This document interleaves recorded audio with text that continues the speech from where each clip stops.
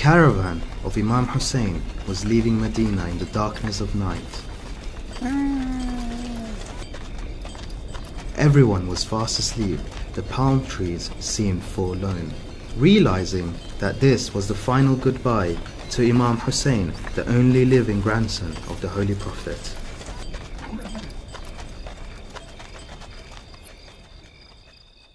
Walid bin Utbah, the governor of Medina, had received a letter from Yazid ibn Muawiyah ordering him to seek allegiance from Imam Hussein, and in case he refused, to kill him.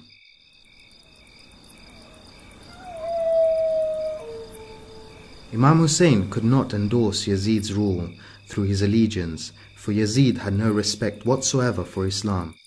Islam was in danger, and only Imam Hussein could save it. But he needed support. The people of Medina did not support him. He had to leave Medina. There was no other option.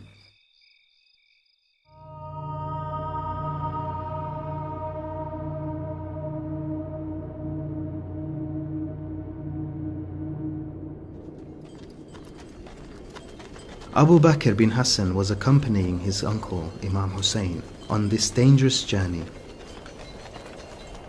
He was the son of Imam Hassan ibn Ali. After the martyrdom of his father, Imam Hussein had taken him under his care. Abu Bakr was thankful to Allah to have chosen him to be with his Imam on this journey. Leaving Medina was not easy for Abu Bakr. It was the city of the Holy Prophet, the city where the Archangel Jibreel had descended many times with the verse of the Holy Quran. It was the center of the first Islamic government set up by the Holy Prophet. The sacred graves of the Holy Prophet and Imam Hassan were also in Medina.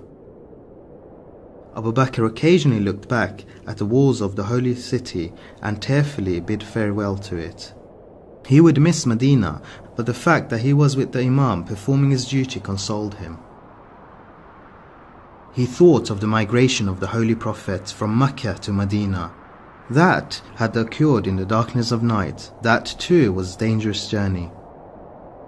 The Holy Prophet was forced to leave Mecca for Medina for the sake of Islam, and now his grandson was leaving Medina again for the sake of Islam. He would often say to himself, "Why should I worry? I have been blessed with the company of Imam Hussein. If there is anyone who can connect me to Allah, it is Imam Hussein. Is there a blessing better than this?"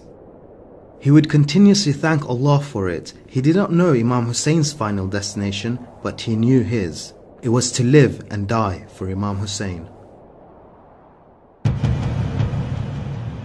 He knew that Muawiyah had ruled by deception and trickery. Muawiyah had agreed in his pact with Imam Hassan that he would not appoint a successor. But before his death, he made all the necessary arrangements for Yazid to take over. Abu Bakr knew that these people wanted to use the power of Islam to destroy Islam, and that the Imam would go all the way to expose Yazid and his forefathers' true identity. If the Imam submitted to them, the path leading to Allah shown by the Holy Prophet will be lost forever.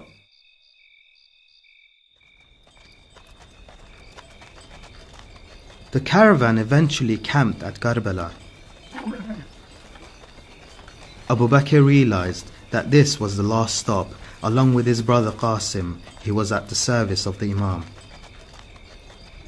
He was delighted to hear his brother proclaim on the night of Ashura that death in the way of Allah was sweeter than honey. He thanked God for being a part of such a courageous and holy family.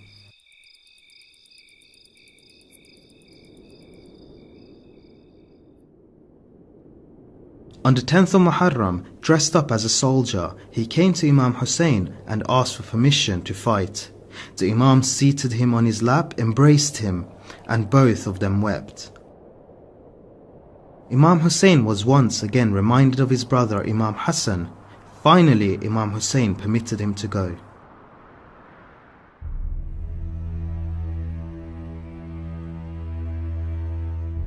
When he looked at the enemy hordes, he said to himself, I will defend my uncle and Imam. I will do what my father would have done. I will continue to defend Imam Hussein for as long as I live, and in this way please Allah and His Prophet.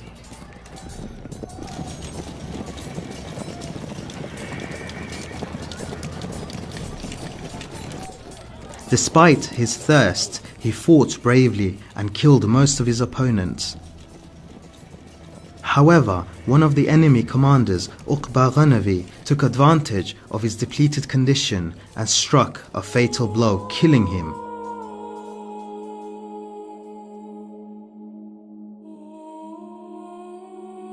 Abu Bakr pleased Allah and the Holy Prophet by defending his Imam. Eternal bliss awaited him in the hereafter.